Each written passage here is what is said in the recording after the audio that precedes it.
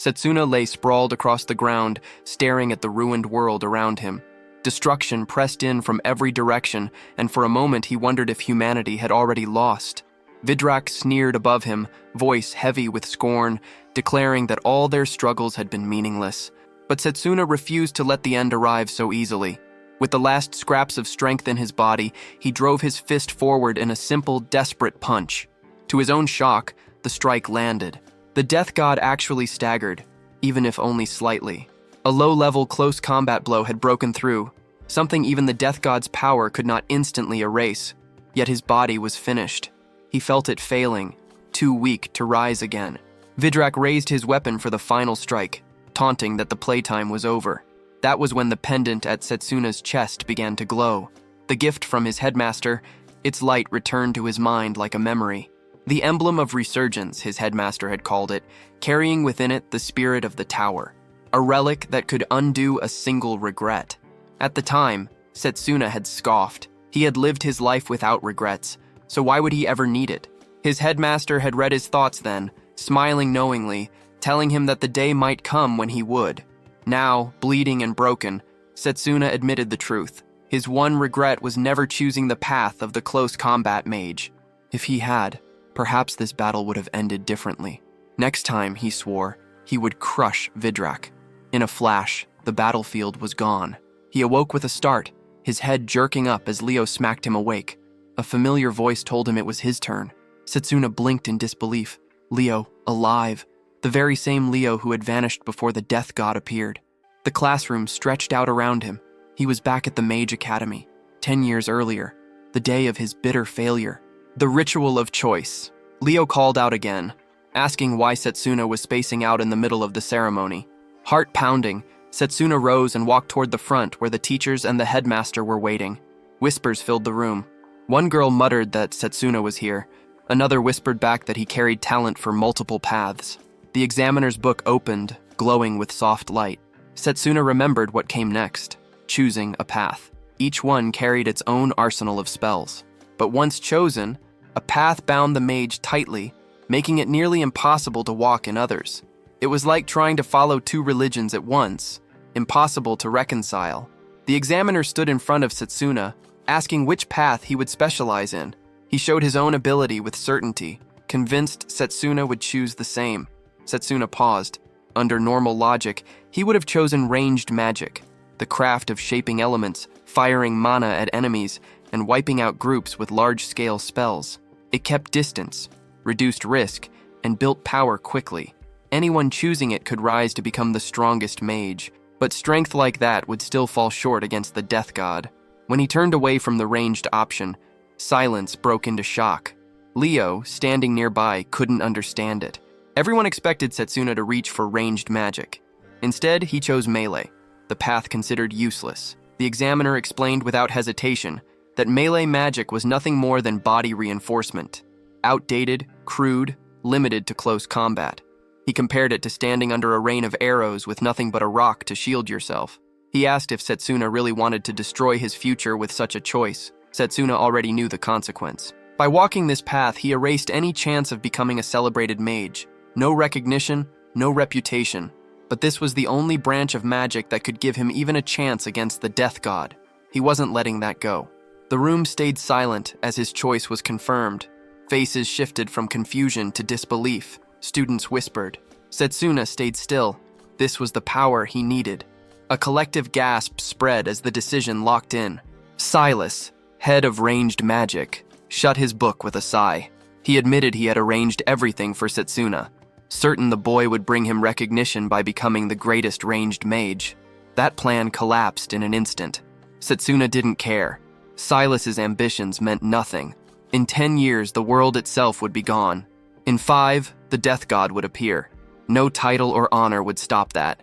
Even carrying the memories of his past life, Setsuna knew he had stepped into something he wasn't ready for. He had no real experience in melee combat, but it didn't matter. Against the death god, this was the only choice that made sense.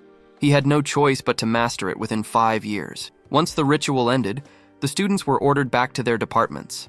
Setsuna stood there, not even sure where his own classroom was. He searched for Leo but found nothing.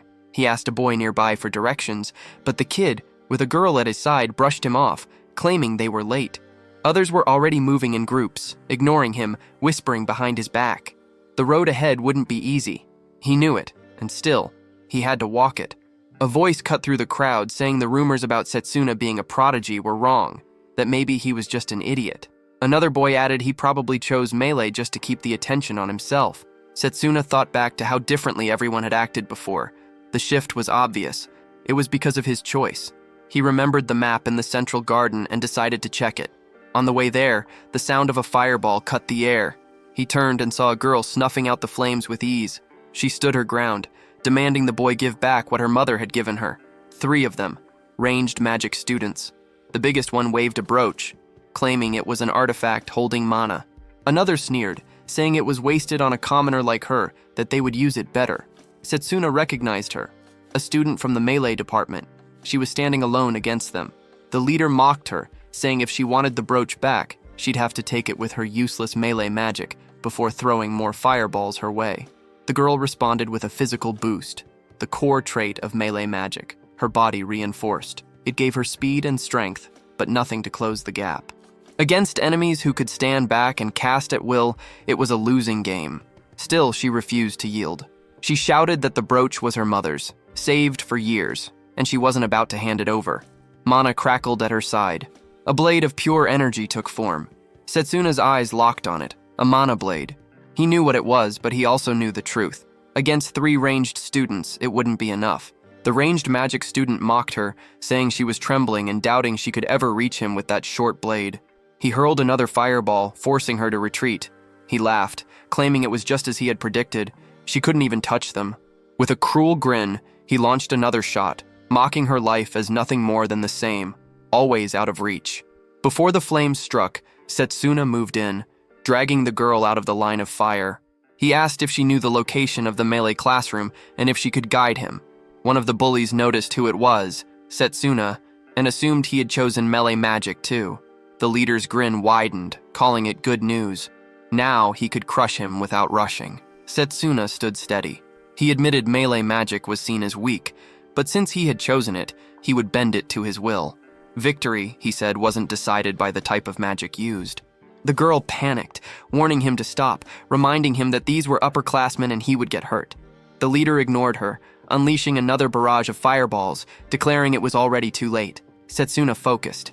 Mana channeled into his legs, physical boost sharp and precise. He darted forward, slipping past the fireballs with blistering speed. He thought it would be simple, but then questioned himself. What if he pushed it further? He noticed the boy's reliance on fireballs. Only fire. Nothing else. That had to be his limit. Setsuna called it out, which drove the boy into rage. Shouting at him to shut up, he demanded to know how Setsuna was moving that fast. He swore he wouldn't be beaten. Fueled by anger, the boy conjured a massive fireball with both hands, pouring everything into one blow. Setsuna answered by forming a sword from his mana, cutting through the blazing sphere in a single strike. The onlookers froze. The girl, stunned, asked if it was even possible to cut through a spell. Setsuna explained it simply. Mage battles always came down to control of mana. Even without huge reserves, his precision had always been his edge. He tested the blade, realizing it carried more potential than expected. If he combined speed with raw strength, he might turn it into something sharper. The boy ground his teeth, vowing to unleash something stronger. The fat one told him to stop, and the other warned that if he went any further, an instructor would show up. The boy ignored his companions, refusing to stop. He began chanting, but before the spell could form, Setsuna closed the distance in a blur. His fist, reinforced with mana, slammed into the boy's chest and sent him stumbling back. Setsuna tightened his hand, recognizing how practical that strike would be in close combat. One of the bystanders muttered in disbelief, questioning if melee magic wasn't supposed to be the weakest path. The only difference was that Setsuna was the one using it, yet somehow it carried weight. Setsuna demanded the brooch. The fat boy hesitated, then gave it up, deciding it wasn't worth pushing the fight any further. The two supported their injured leader and dragged him away. Setsuna handed the brooch back to the girl, reminding her of its value. She clutched his hand, grateful, and introduced herself as Layla Rose. She offered her hand with a smile, and he gave his name in return. She shook his hand firmly, remarking that she already knew who he was, famous for his rare affinity with every branch of magic. Then she asked why he had chosen melee. Setsuna paused, unwilling to share the Instead, he asked if she could take him to their classroom. Layla wondered aloud if orientation had already started. Together they ran toward the far end of the academy, where the melee department had been tucked away. Setsuna couldn't help but feel it was deliberate, a reminder of how little value the path was given. As they moved, Layla asked about the mana blade. Could he teach her? Setsuna explained he had simply applied his mana control to the technique. With enough practice, other combat forms should be possible. Since spell disintegration hadn't weakened the blade, mastery of melee magic might give him the edge he needed against the death god. He carried another purpose as well, preparing for the invasion that was certain to come. His thoughts slipped to the past, back to a quiet moment of tea with the headmaster.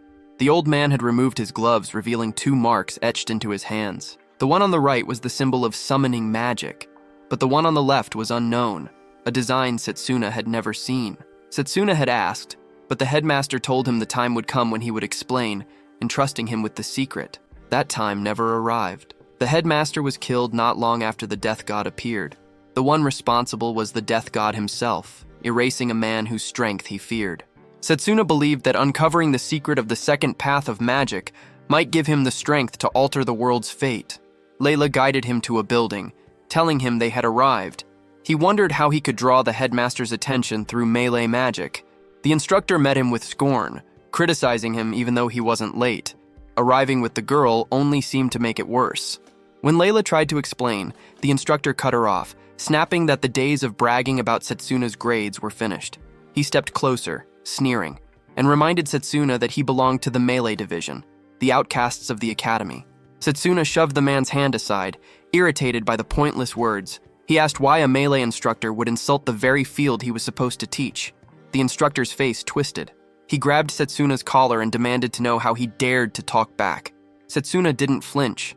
He told him melee magic had potential. That was exactly why he chose it. The instructor scoffed, certain that arrogance wouldn't last. He turned away and threw out a challenge. If Setsuna really believed in melee magic, he should prove it. Nearby, students were trying to crack a large stone with their spells. One boy staggered back after hitting it, the surface untouched. The instructor barked at them, calling this their first test. Inside every rock was a crystal the size of a fish, and their task was to extract it within the time limit.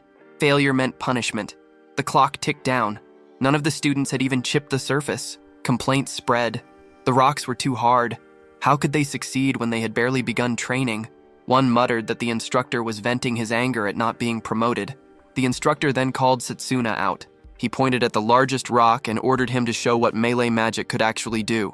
10 minutes. That was all. Layla protested, shocked. The rock was bigger than the others. 10 minutes wouldn't be close to enough. The instructor only smirked and held up the timer, pointing out that they had already lost a full minute. Setsuna stepped forward and placed his hand on the stone. The instructor scoffed, asking if he really believed he could manage it.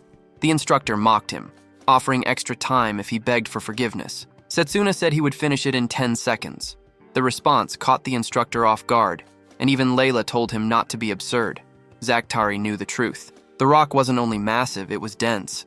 He himself would need half an hour to chip away at it. Yet Setsuna didn't back down. He had 10 seconds and nothing more. Setsuna's eyes hardened. He summoned a melee weapon into his grip. If he wanted the headmaster to notice him, he had to rise as the top of this division. He didn't hesitate. The weapon cut across the stone in one strike. At first, nothing moved. Zakhtari shouted that he had expected this. Potential meant nothing. Setsuna was still a student. Then, the rock split apart and collapsed. Setsuna picked up the purple crystal and placed it in Zakhtari's hand, noting that the 10 seconds were enough. Shock rippled through the instructor. Layla was speechless, unable to believe what she had seen. She wondered how he had managed it so easily. The class stared as well. Some whispered that Setsuna might already be stronger than their teacher. One boy even asked aloud if he had surpassed Zakhtari. The instructor dismissed it instantly, accusing Setsuna of using a trick. 10 minutes wouldn't be enough to crack that stone. There was no way it was done fairly. Setsuna's tone stayed cold. If it took Zakhtari 10 minutes, maybe he should sit with the other students and learn. The words cut deep. Zakhtari's face twisted with rage, ready to fire back, But another figure appeared. Lionel grabbed him by the collar. He asked if Zacteri was really bullying his students. His voice dragged with a yawn, saying he had only come because the noise ruined his nap. He told them plainly that Setsuna hadn't cheated. He had sensed the mana lines in the stone and hit its weakest point. Lionel turned his glare on Zacteri, questioning how an instructor could be blind to something so simple. Then Lionel ordered him to demonstrate a mana guard. Dropping into stance, Lionel added that since Zacteri believed in his own lessons so much, he should be able to survive. Zacteri stammered, trying to object. Lionel shoved him anyway, sending him crashing into a wall. Setsuna watched the impact and understood. Lionel had crushed Zacteri's mana guard without effort. The man was on another level. Lionel clapped Setsuna on the back, acknowledging his skill. For melee magic, he said it was more than enough, and there was no need to push himself so far. Setsuna's reply was sharp. He had no intention of losing to any department. He would climb to the top and surpass them all. Lionel let out a short laugh at the resolve. That was the attitude he wanted to see. He asked if there was a spell Setsuna had in mind to learn, offering to teach it if there was. Quietly, Lionel thought back to another student with the same fire in his eyes. He considered that Setsuna could one day stand as the department's representative, but for now, he was still a rival who couldn't be ignored. He gave his name, stating he was the head instructor of the melee division. He welcomed them all and announced that they would already be choosing a representative for the intramural contest, even though it was early. The intramural contest was a fight between the 8 magic departments, each putting forth a champion. Those chosen would clash in a tournament until one stood as victor. Setsuna recalled that in his last timeline, he had won the contest under the ranged division, earning the headmaster's trust. This was exactly why he needed to win it again. Then his eyes caught a fortified stone nearby. Lionel explained that another student had already pulled out a crystal just like him, and not with a blade, but with his bare hands. Both fragments had come from Drago Okerd. Drago stepped forward, calling out to Setsuna. He wanted to know why a prodigy like him had chosen the melee path. Setsuna told him he had his reasons. Drago laughed it off and demanded to know what he thought he could achieve with such a weak body. He revealed his own background. Generations of melee mages, 17 years of brutal physical training. Drago flexed his strength, his punch shaking the ground, air cracking under the force. He fixed his eyes on Setsuna, his mouth twisted into a smirk, and threw a strike aimed at his face. It wasn't just a blow, it was a challenge. If Setsuna wanted to represent the department, he would have to prove it. Setsuna answered that the intramural wasn't just raw power, but skill. As the only student marked as renown within the melee division, he was already in the running, and he accepted the duel. Before the clash could begin, Lionel stepped between them. He declared that the duel would take place in 1 week. Drago, clearly displeased, warned Setsuna not to back out. If he called himself a melee mage, then he should fight with honor. As he walked away, one of the boys whispered about who would win, while a girl declared her certainty that Drago would take the victory. Layla turned to Setsuna, asking if he was sure he could actually defeat Drago. Setsuna shook his head. Drago's body, hardened by years of relentless training, was more than he could handle at this stage. Even so, he carried the thought that there had to be another path forward. Layla, confused, asked where he was headed. Her curiosity drove her to follow him. Together, they moved into the forest until they stopped before a massive tree. She still didn't understand what he was doing. Setsuna placed his hand on the trunk, revealing that this was his hidden training ground. Training here multiplied his strength threefold. Layla admitted the tree was extraordinary. Setsuna explained it was the world tree, rooted in place for millennia. A green light poured from its bark, wrapping around him.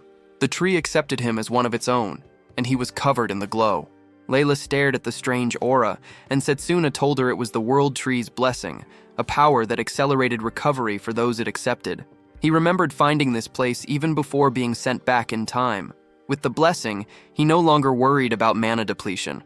He could push his body beyond its limits, enter different states of training, and continue without pause. Layla was stunned, but couldn't forget Drago's overwhelming background. Born a melee mage, trained since birth, he was a wall of muscle and willpower. Still, she felt indebted to Setsuna for returning her brooch. Her way of paying him back would be to spy on Drago. In the melee training hall, students drilled under Lionel's watch. Drago was among them, loading immense weights onto his body. After finishing one set, he asked Lionel if any fortified rocks remained. Lionel frowned, asking if Drago planned to crush every last one. Drago said he wasn't breaking them, just borrowing them. He stacked several heavy rocks across his back and dropped into push-ups. The ground trembled under each repetition. Layla, watching from the edges, wondered if he was even human. She couldn't tell if a punch from him would be something Setsuna could ever withstand. Her thoughts turned to whether Setsuna had any chance at all. Elsewhere, under the world tree, Setsuna sat with a martial arts manual spread open. Layla hurried back to him, frustrated.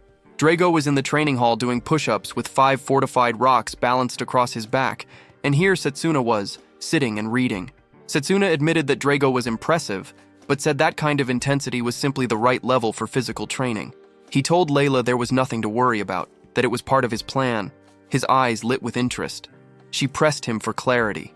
He explained it came from a spell called Physical Bodybuilder.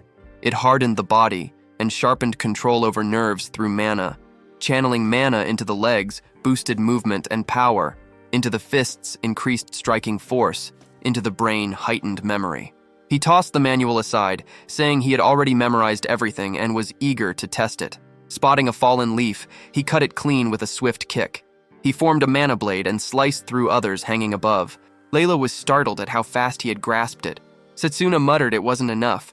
A sharp pain hit him, forcing him to his knees. Blood welled on his hand. Layla demanded to know what happened, but Setsuna brushed it off. The world tree's green glow wrapped around him.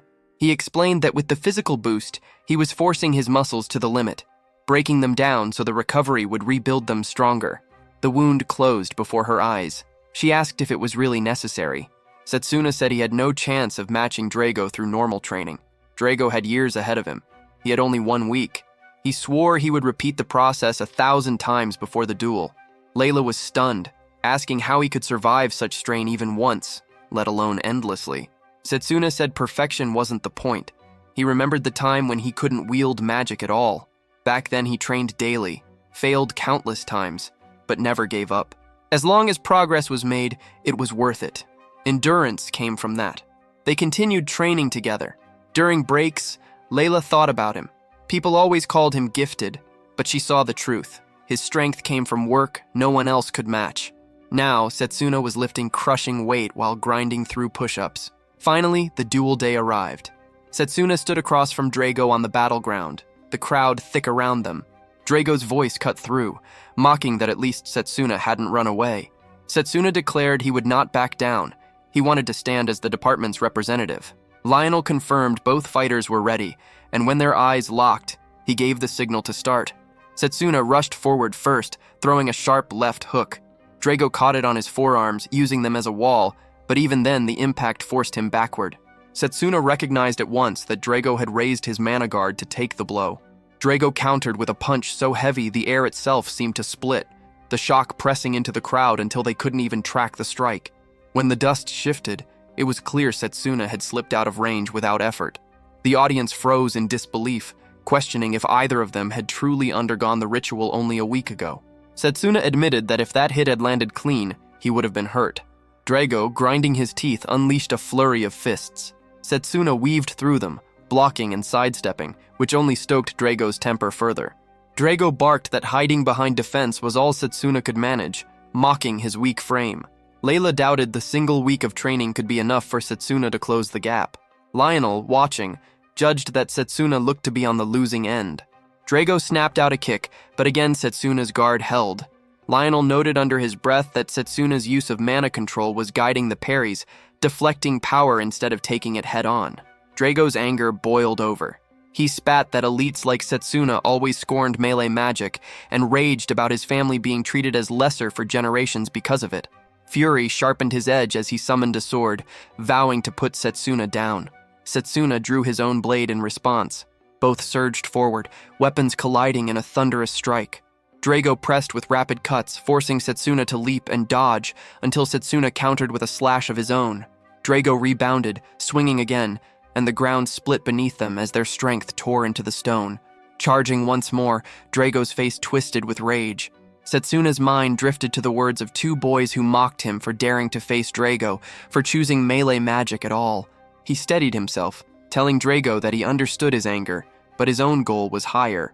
Drago faltered, confused by the words. In that moment, Setsuna broke through his mana-forged sword guard with a precise strike.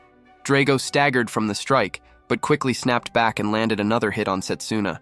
Setsuna shifted into physical boost acceleration, his speed jumping as he countered with a clean blow of his own. Layla noticed Drago beginning to feel the impact of Setsuna's attacks. Lionel observed that while Drago fought with power and control, Setsuna's mana use and physical boosts were matching him step for step. To break through Drago's defense, Setsuna would need to force an opening. Setsuna pressed forward. Drago summoned another sword and swung wildly, rage spilling into the strike. Setsuna sensed the danger and slipped aside. The blade smashed into the ground, breaking it apart. Drago smirked, confident Setsuna's legs wouldn't carry him away forever. He tightened his fists, his fury making Layla wonder what he had planned next. Drago lunged with a crushing punch, but the hit landed on an afterimage. The real Setsuna was already above him.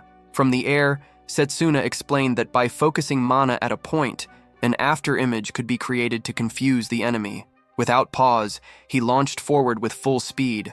Drago braced himself for another clash, but Setsuna dropped the words to end it and swung down.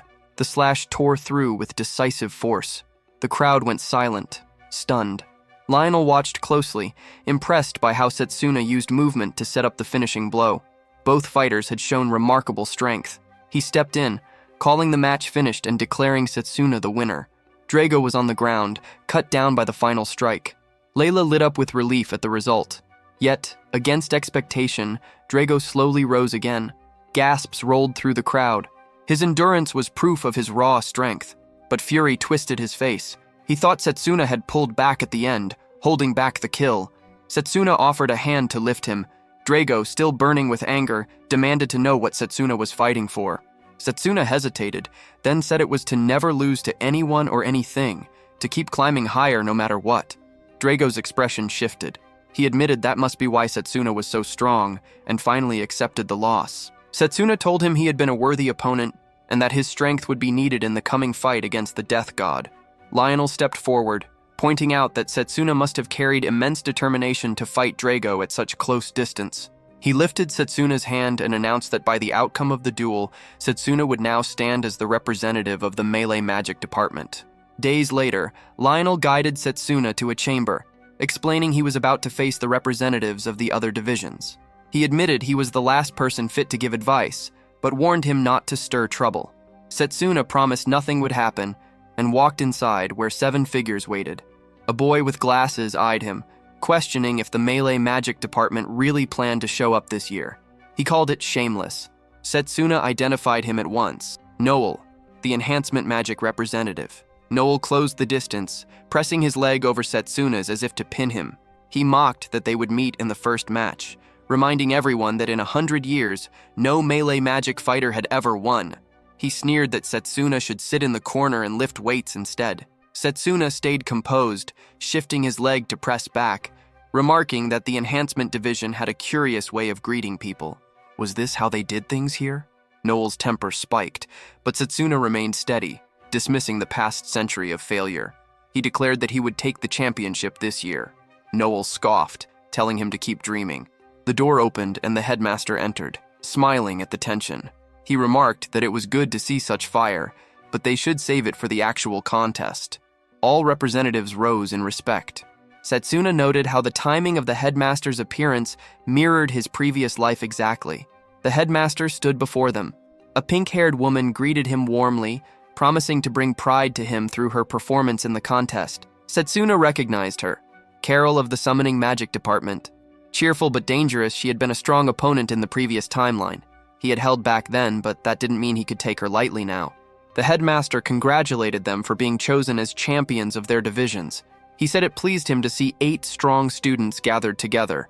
Then he explained that the matchups for the intramural contest had already been drawn, and it would be fought one-on-one in tournament form. The opening match was set for the melee magic and enhancement magic representatives. The second would pair healing magic against raising magic. The third would pit formation against summon magic. The final match placed irregular magic against alchemical magic. The headmaster explained that the contest served as a chance to witness other branches of magic firsthand. Battles would begin in 10 days, leaving time for rest and training. He said he looked forward to the results. The students bowed in agreement. As they did, Setsuna felt this was his chance. When the headmaster turned to leave, he called out. The headmaster stopped, acknowledging him as the melee magic representative. Setsuna introduced himself and asked if he could make a request. If he won the contest, would the headmaster allow him to study his magic? The headmaster seemed surprised, pointing out that as a summoner, his arts would hardly help a melee mage. Setsuna pressed, saying he wanted to learn about his second specialization. The headmaster's face hardened, irritation breaking through as he demanded to know where Setsuna had heard of that. The weight of Setsuna's presence was already suspicious, but backing down now was impossible. If the melee magic division won for the first time in 100 years, it would shift how the world viewed them. His request was not excessive. After a pause, the headmaster admitted he saw no ulterior motive and agreed to test him if he claimed victory. Setsuna bowed, thanking him. The headmaster warned the path ahead would be far from easy. Setsuna, unwavering, declared he would win and claim the knowledge. The headmaster walked off, noting the resolve in him. That evening, Setsuna sat alone outside, eating a meal and thinking back over 10 years at the academy. There had never been much to fill his free hours. He made a note to thank Layla for recommending the food. His mind returned to the 10 days left before the contest, sharpening his focus on preparation. Suddenly, a voice cut in, telling him not to bother with preparations. A massive fist crashed toward him. Setsuna caught the blow with his hand, pushed back to create space, and saw his attacker clearly. It was a golem. Noel hid in the shadows, watching everything unfold. He judged the attempt decent, though only possible because he exploited Setsuna's blind spot. Setsuna quickly understood the golem had been conjured by Noel, who wielded the ability to turn life into stone. He wondered what Noel intended next. Noel stepped up the pressure, insisting they should settle things now instead of waiting for the official match against a melee mage. He summoned several more golems to strike from behind, declaring Setsuna would pay for humiliating him.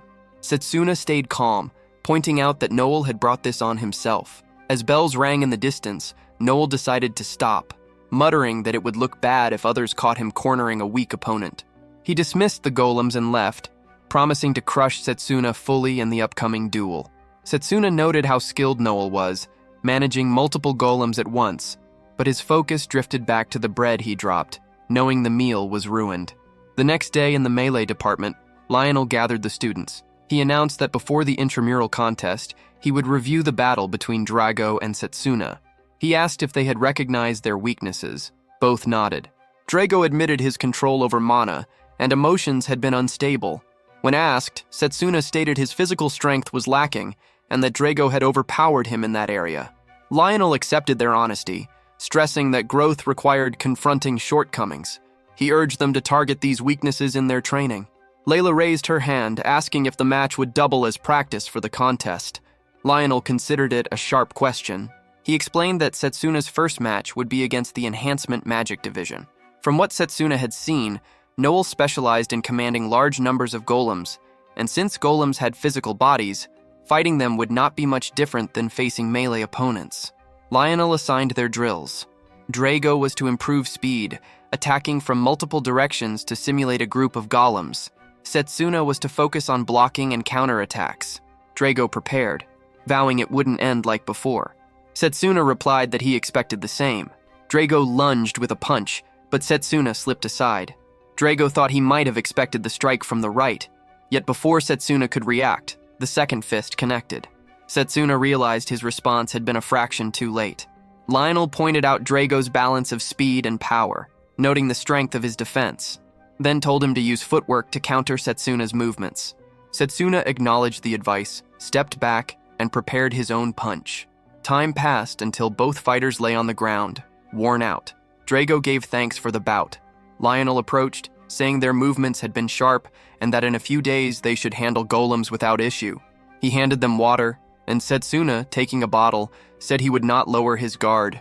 Lionel observed Drago's strong foundation and Setsuna's sharp instincts, seeing how fast both were growing. The contest day arrived. Excitement filled the crowd as the host announced the 781st Intramural Contest. Out of the 8 department representatives, only one would stand above the rest. Setsuna and Noel faced each other, ready for their match. The host invited the audience to place their bets. Most backed Noel, scoffing at the idea of wagering on a melee mage. A boy previously beaten by Setsuna walked up, telling him to win and prove who truly held control. In the stands, Akhtar from the Ranged Magic Division arrived, calm despite his own upcoming fight. Everyone knew the winner here would face him next. The host explained that each round would have a stage chosen at random, and for this match, it was the desert. Noel smirked, pointing out how fortune had abandoned Setsuna again. A group of kids in the audience shouted support for Noel, convinced that a melee mage would fall easily. Another boy sneered, saying it felt good to face the weakest department in the academy. Layla, hearing it, shouted back, promising they would regret their words once the fight ended. As she moved toward them, Lionel stepped in, cooling her down. The host called for the battle to start. Noel picked up a stone, asking if Setsuna knew what it was. Setsuna considered that it might be a piece of fortified rock. Noel explained that when the fortified stone mixed with the sand, it produced golems. Right on cue, a creature of hardened rock rose from the ground, blades sliding uselessly against its body. He pulled out a pouch filled with more stones and scattered them across the arena. One after another, golems erupted from the sand. He told Setsuna they would see how long he could last. Layla watched in disbelief at the sheer number of creatures Noel was able to summon. Noel boasted that in the desert, he could create as many as he wanted, and Setsuna's melee magic couldn't even compare. In the stands, one boy declared the outcome obvious while another mocked Setsuna for standing there at all. Noel turned back to his opponent, asking if he had any last words. Setsuna called it disappointing, saying he expected more. The remark caught Noel off guard, but he quickly regained himself and ordered the golems to attack. Dust and sand filled the air as they advanced, and Noel smirked, saying this was the price for daring to provoke him. The audience couldn't see through the swirling haze, left to guess what was happening. Inside the storm, Setsuna drew on his mana, cutting down the golems one after another. He had mastered how to crush them long ago. Gasps erupted from the crowd when the shapes of shattered constructs appeared through the dust, and even Noel was stunned at how easily they fell. He frantically conjured more and sent them forward, but Setsuna stayed calm, moving toward him. In close quarters, melee had no equal, and golems with stiff, predictable moves were nothing but targets. He sliced through again, driving Noel into panic. Noel screamed that he could summon more, but Setsuna pressed forward.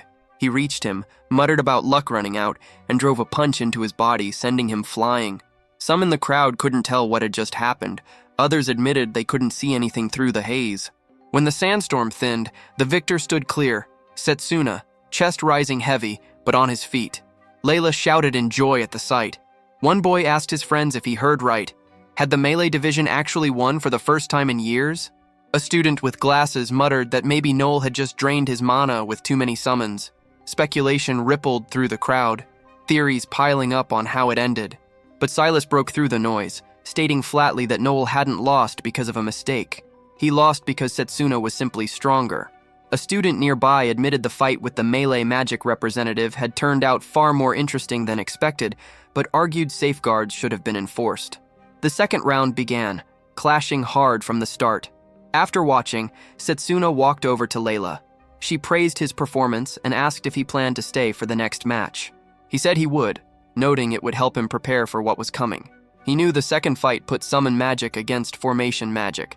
The host announced Carol, the summon magic representative, had the advantage, while the formation magic student struggled to close the gap. Setsuna watched closely, thinking that even if the formation user was losing, his techniques were sharp and worth studying against melee. Layla remarked that the spells looked flashy, but she still wanted to grow through melee magic. Setsuna asked why she had chosen it, when she could have had potential in other paths. Layla explained, recalling a memory from childhood. She had been playing with her younger brother when a bear attacked them. They had no chance until a melee mage appeared and saved them. That image of strength stuck with her. From then on, she decided she wanted to be like that mage, strong enough to protect others. She admitted it sounded childish and felt embarrassed. Setsuna said it wasn't childish. A goal gave people limitless drive to grow stronger. Layla asked if he really believed that, and he nodded. At that moment, Leo approached. Setsuna recognized him as the sharpest in the ranged magic division, second only to himself. Leo gave credit to Setsuna for his win, admitting that for someone from melee magic, his power was striking. He then turned his eyes to the girl next to Setsuna and asked who she was. Leo hesitated, words hanging, and asked if they understood each other. Setsuna was caught off guard by the question. Layla quickly cut in, insisting it wasn't what he thought, then stood and walked away. As she left, she wondered aloud if Leo was Setsuna's friend, and suggested they should sit together to watch the rest of the matches. Setsuna kept thinking about Layla's strange reaction. Leo sat beside him, and Setsuna asked why Akhtar had become the ranged magic representative instead of him. Setsuna admitted his surprise since Leo's skills were obvious. Leo's tone dropped, carrying a hint of regret. He explained that Akhtar was sly and had manipulated him into stepping down so he could take the role. He warned Setsuna not to underestimate Akhtar, because he would use any means to get what he wanted. Setsuna understood the type and knew he would have to stay sharp. Elsewhere, Akhtar stared at a box of flowers, a twisted smile on his face. When the tournament resumed, the host declared the first match of the second round, ranged magic against melee magic. The stage was set so that any fighter who fell would not only lose but also suffer from a punishing scoring system. Drago, seated next to Lionel, muttered that even reaching Akhtar would be a challenge. Lionel agreed, noting the disadvantage. Akhtar sat with Silas, remarking on how perfect the stage was. Silas, proud as head of the ranged magic department, claimed Setsuna would be forced to regret his choice of melee. Akhtar smirked, saying regret was only possible if Setsuna even made it to the fight. The host called out that the match was about to begin, but Setsuna hadn't shown up. If he didn't appear within 5 minutes, ranged magic would win by default. Lionel and Drago were stunned. The scene shifted to 10 minutes earlier in the waiting room. Layla had knocked and entered, asking how Setsuna felt. He told her he was fine, then pointed to a vase nearby. He explained it was a magic tool that activated on touch, draining a huge amount of mana from anyone who handled it. She was shocked, wondering why something so dangerous was there. He said it was planted to cripple him before the match, another assassination attempt, the 7th so far. When she asked if he had been harmed, he told her not to worry. He had already dealt with it. Setsuna recognized Akhtar's hand in this, precise and careful, leaving no sign that could trace back to him. A knock echoed at the door, and 3 children stepped in carrying a bouquet, asking Layla to pass it to Setsuna. She questioned why children were even there. One boy explained that a man had sent them to deliver it. When they looked around, no one else was present. Layla thought it strange, believing Setsuna should have received it directly. The boy added that the man had been insistent. As one of the children holding the bouquet grew dizzy and collapsed, Setsuna caught sight of dark marks on her neck, marks he had seen during the war. He kicked the bouquet away at once. Alarm spread across Layla's face as she asked what was wrong. Setsuna explained the flowers were venium, a lethal plant. The children's condition worsened, and fury built in him. He muttered in anger at how far people would go to twist lives and use innocence as tools. He knew if they weren't treated immediately, they wouldn't make it, but only a healing mage could truly diagnose and cure the poison. Layla, just as shaken, said their lives were slipping away. She rushed out orders telling him to keep his distance too, since the poison could spread with contact. She insisted she would be fine and pulled out a brooch, asking him to trust her. Setsuna realized it was a mana vessel. Layla explained her mother had stored healing spells inside for emergencies. She activated it, releasing healing energy, and the marks on the children began to fade. She admitted her mother had never imagined the artifact being used in such a way. Setsuna gave a sharp nod, thankful, then pushed the poisoned bouquet farther away, swearing he would handle the rest. He knew Venium released its deadliest toxins when blooming, and it had to be destroyed before it spread further, but if he tried to burn it here, the poison would drift across the arena. Already feeling its effect crawling into his body, he hurled the bouquet toward the world tree. With a surge of mana, he cut through it, launching the toxic flowers high into the air and away from the crowd. Flames consumed it, and as the smoke rose, the poison thinned, letting his strength return. Meanwhile, in the arena, the audience whispered about Setsuna's absence. Some speculated he had run away in fear. The host, checking the time, announced that Setsuna would be disqualified. The host was about to declare Akhtar the winner when Setsuna appeared, cutting him off and making it clear the fight wasn't finished. Akhtar greeted his arrival with a twisted smile, claiming the gift he had arranged to celebrate Setsuna's first victory had suited him perfectly. Setsuna called him out for relying on cheap tricks, poisoning him, and dragging innocent children into the scheme. Akhtar pretended not to understand, brushing it off, saying there was nothing serious about it, and that the children would be proud to have helped secure his win. The words only sharpened Setsuna's fury. The host gave the signal for the match to begin. Akhtar struck first, launching star-twisted magic across the arena, but Setsuna evaded each blast with quick movements. Drago, watching from the edge, suspected something had happened before the fight because Setsuna's mana flow looked unstable. Setsuna himself understood. The World Tree had purged most of the poison from his body, but enough remained to slow him down. Wave after wave of attacks rained down, forcing Setsuna to leap and dodge without pause. Akhtar mocked him with every step, claiming the melee magic representative was only good for defending. Silas, hidden among the crowd, muttered that his preparations had worked. Even if Setsuna gave his all, this fight was locked against him. Setsuna scanned the stands and realized Layla wasn't back yet. He wondered if the poisoned children had pulled through. Akhtar caught his distraction and jeered, saying he looked tired and unfocused. From the stands, voices rose. One boy sneering that running was all melee fighters knew. Another doubting Setsuna could ever stand against ranged magic. Akhtar unleashed another strike, this time promising the finish. Setsuna planted his feet, determined to block it with his mana guard, but when he raised it, the defense shattered instantly, and the force tore into him, leaving his body wrecked. Akhtar laughed, pointing to his battered form, calling it pathetic. Setsuna dragged himself upright, bloodied but steady, and demanded to know why Akhtar had stopped pressing him. He asked when the range department had ever shown weakness, why Akhtar wasn't driving him into the ground instead of wasting time. Even through pain, Setsuna studied his opponent, piecing together his intent. Akhtar smirked, realizing Setsuna was still dissecting every move, even as he fought to stay alive. Akhtar found Setsuna intriguing and forced him to take in his surroundings. Setsuna realized he was cornered, standing on a narrow stretch of land with molten lava cutting off every escape. From the stands, a boy shouted that he was completely trapped. Akhtar declared his pursuit of perfection and claimed Setsuna had moved exactly as he planned. With his storm cannon prepared, he announced the end. At that moment, Layla entered the arena and shouted that the children were safe. Relief crossed Setsuna's face.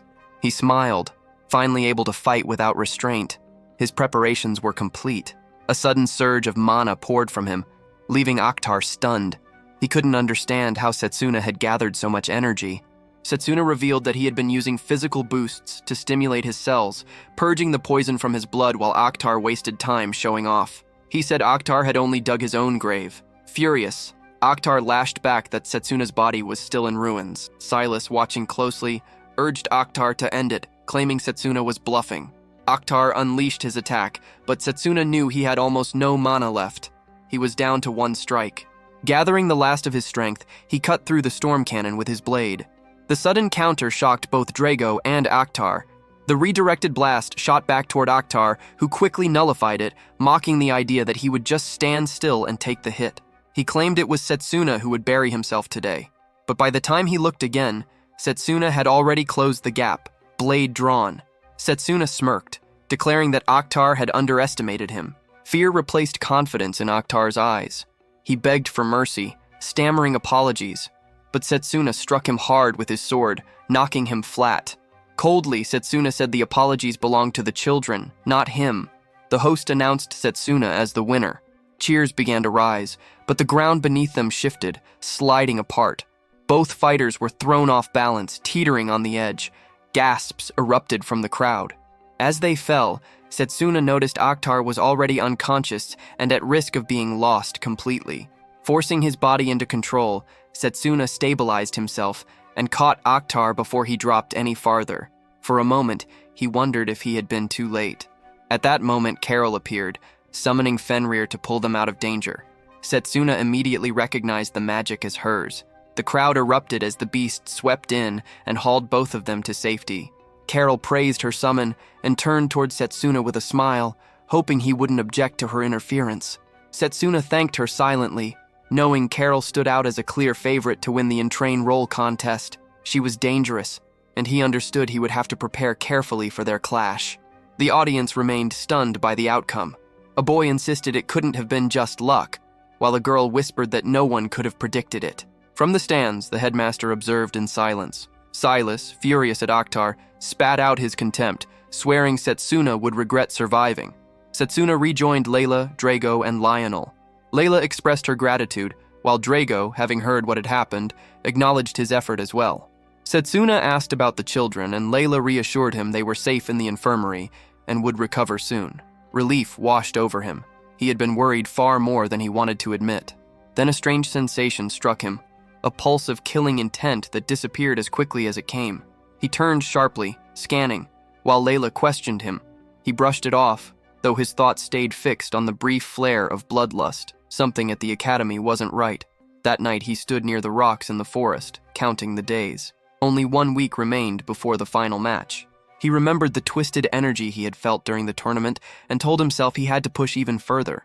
Lionel arrived, questioning why Setsuna had chosen such an isolated spot to meet. Setsuna revealed that he wanted to learn a certain spell, Lionel's Comet Fist. Lionel let out a short laugh, admitting that people once called him that, and asked how Setsuna had heard the name. Setsuna's hands tightened into fists. He had first heard it in the Maze Army, before his return to the past. The Comet Fist was the name of a melee mage who once felled a dragon with a single strike. By the time Setsuna entered the army, that mage had already vanished. Now it was no longer a guess. Setsuna was convinced the head of his department was the same man. He straightened. Determination carved into his stance and lowered his head toward Lionel, ready to claim the forbidden magic for himself. Lionel explained that the Comet Fist was an ancient technique. Setsuna said it didn't matter. To him, Lionel was the strongest melee mage he had ever seen. Lionel asked why he was so desperate for power when he already seemed capable enough. Setsuna answered that it wasn't enough. He swore never to lose again, not even against an invincible opponent. Lionel laughed, calling him interesting, and agreed to teach him, but warned that the technique wasn't something any student should attempt so soon. He began drawing mana into his hand, the pressure so strong Setsuna felt it from where he stood.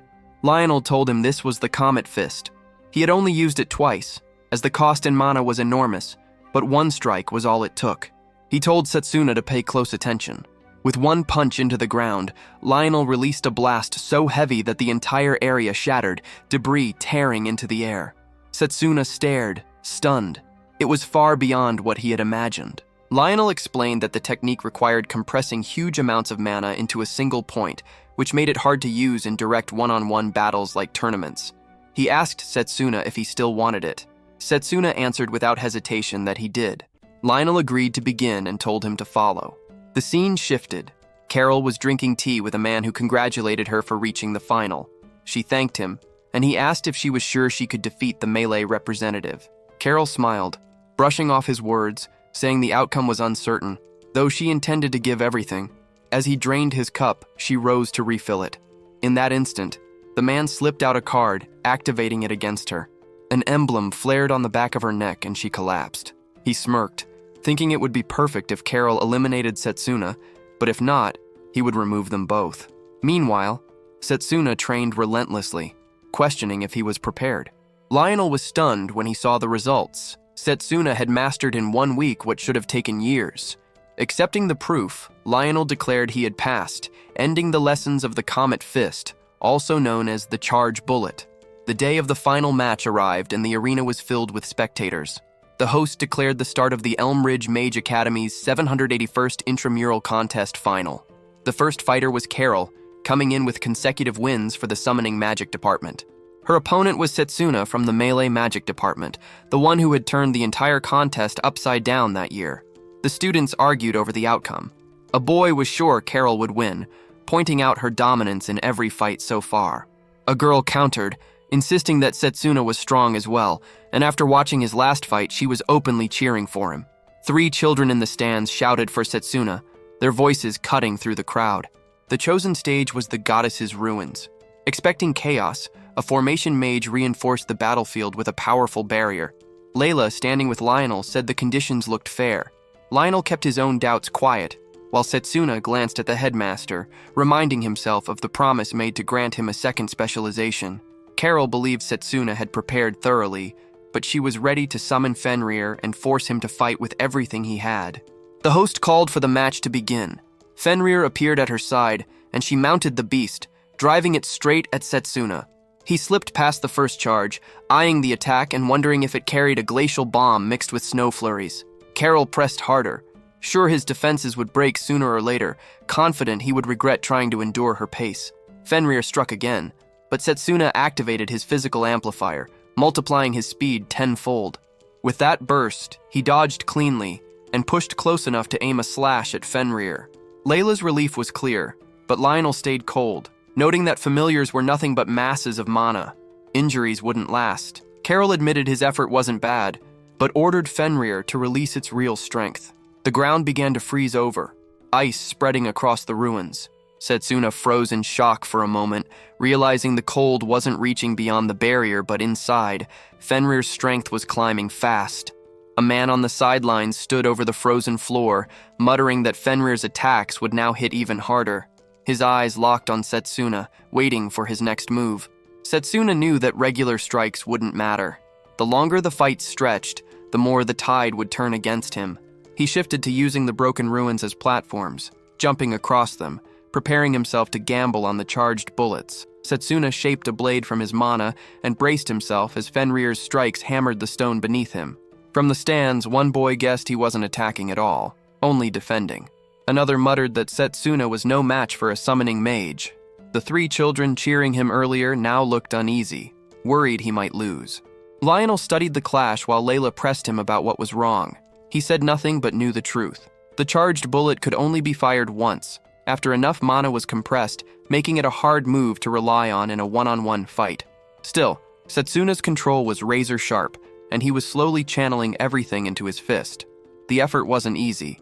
Carol on the other side admitted she had no idea what Setsuna was hiding, but she wasn't going to wait to find out. She called out Garuda, a bird familiar, to fight alongside Fenrir. Dravo's eyes widened. 2 summons at once. Lionel muttered that her skill was undeniable. Both beasts lunged at Setsuna together. Layla's face tightened with worry, but Setsuna met the assault with both arms, forcing them back. Calmly, he acknowledged that he had expected her trump card. Carol froze, shocked that he had stopped her attack at all. She couldn't understand how. Before Setsuna could push forward, his gaze caught a strange man at the edge of the arena. The man snapped his fingers, and Carol flinched as a black aura wrapped around her. Setsuna tensed, wondering if this was the death god's magic. Layla was sure it was, though the thought made no sense. Carol's voice broke into rambling, then twisted into a scream. Dark energy burst from her, and shadow creatures spilled into the arena, clawing toward Setsuna. The crowd recoiled, confused at how many familiars she could possibly summon. Lionel's face hardened. This wasn't her magic. He demanded the match be stopped, shouting at the formation mage to drop the barrier. But the villain laughed, saying only the caster could remove it, and the formation mage was already in his grip. Setsuna fought against the creatures, realizing the one behind it all had to be nearby. He activated mana detection to lock onto the source. The man sneered, telling him to worry about the fight instead. He ordered Garuda forward, its strike sending Setsuna crashing back. Layla's heart pounded as she watched him struggle to rise. The man mocked that Setsuna would never find him hidden in the crowd, and in his weakened state he could do nothing. Lionel felt the urgency building. Setsuna had no time left to prepare another charged bullet, and Carol's body was breaking down fast. If they stalled any longer, she would lose control of her magic and her life would be at risk. He knew someone was pulling the strings from the shadows. Carol still struggled, begging Setsuna to escape as the dark creatures pressed closer. He ignored the warning, weaving past her attacks and cutting down monsters on his way toward her.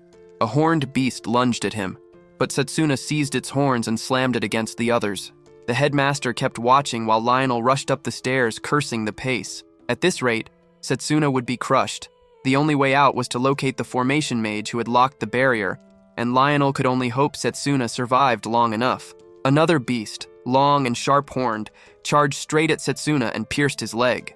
Layla gasped, her face tight with fear, and the students around her broke into nervous chatter.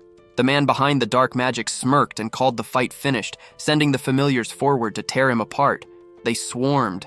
Fenrir clamped its jaws on Setsuna's hand, tearing into him and driving a scream from his throat that echoed across the arena. In the agony, Setsuna remembered Lionel's lesson. He had asked the students what mattered most in melee magic. Drago had said it was striking the enemy down in one blow. Setsuna had added that it was about closing the gap while taking as little damage as possible. Lionel had ended it with the core truth. Never let an attack break your focus. Stand firm, endure, and land the final strike. He had ordered them to start training against damage that day. The memory snapped Setsuna back. His defense had held. The man watching frowned. believing Setsuna's arm destroyed, then wondered if the boy had done it on purpose to pour mana into one strike. Setsuna knew the familiars were at their peak frenzy. One slip and they would tear him apart like prey. He roared that it would end in one punch, then unleashed the charged bullet. The blast tore through, erasing all the familiars in a single strike. When it was over, Carol staggered and nearly collapsed. Setsuna rushed to her, checked that she was alive, then eased her down gently. The crowd stared in disbelief, whispering whether she had truly fallen. The host declared Setsuna the winner, the first melee mage in a century to claim the title. The arena erupted in cheers. Some students whispered about the last techniques he had used, moves none of them had ever seen before. Layla and Dreva were glowing with joy at the result. The boy Setsuna had once saved, the same one who had lost to him earlier, said he had expected this and admitted he had even placed his bet on Setsuna. His friend asked how much he had earned. The answer was that he hadn't thought Setsuna would actually win, but he couldn't stand by without acting. He added that the formation mage had to be dealt with. The man then sensed something off, muttering about someone praising the formation mage, and marked a symbol across the mage's back with hidden magic. Lionel, following the strange presence, reached the area and found the formation mage lying on the ground. Something had already happened, though he couldn't tell what. Moments later, the barrier around the arena broke apart.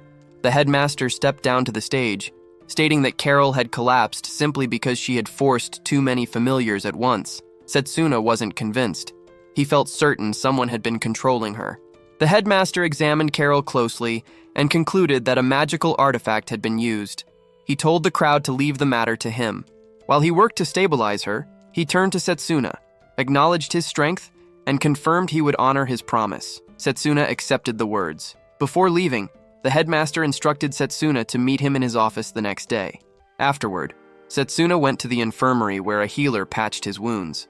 She warned that his injuries weren't fully healed and told him to rest. He thanked her, changed into new clothes, and just as he finished, a knock came at the door. Lionel entered with Drago, Layla, and the 3 children. Layla immediately asked about his condition. Setsuna flexed his hand to show he was fine. Relief washed over her face as she congratulated him again. Drago followed with his own words, proud and smiling, calling Setsuna the pride of the melee department. The children bounced with excitement, saying they loved watching him fight and thought he was incredible. After the exchange, they all left, leaving Lionel alone with Setsuna. Lionel reported that the formation mage had stabilized and regained consciousness. He added that Carol's condition was poor, though she was no longer in immediate danger. Once she recovered, they could uncover more about what had truly happened. What mattered most now was clear. Someone had targeted Setsuna during the match. Lionel pressed him to consider who might be responsible. Night fell. A figure cloaked in shadow approached a quiet room, testing the door only to find a barrier woven against intruders. It made no difference. With a single surge of power, the ward cracked apart and dissolved. The intruder stepped inside. Carol lay unconscious on the bed. The figure muttered that she would have to be erased before Setsuna. Anyone who knew the truth couldn't be left alive. He released an attack meant to end her life, only for a blade to cut it down in midair. Setsuna stood before her, eyes burning with grim resolve. He had expected the culprit to come, though he had hoped it wouldn't turn out to be Leo. Leo admitted that Setsuna had finally pieced things together, though he noted Setsuna had no proof until now. He said he had suspected the truth as well, only becoming certain in that moment.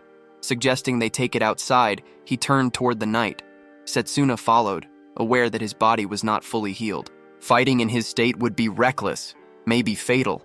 Leo told him to drop the frown and asked when suspicion had first taken root. Setsuna recalled the ritual of the choice, the moment Leo had suddenly vanished without reason. That absence was too strange. It was just as suspicious that Leo had not been picked as the ranged magic representative. No trick Akhtar used would have fooled him so easily. Leo admitted he should have been chosen instead.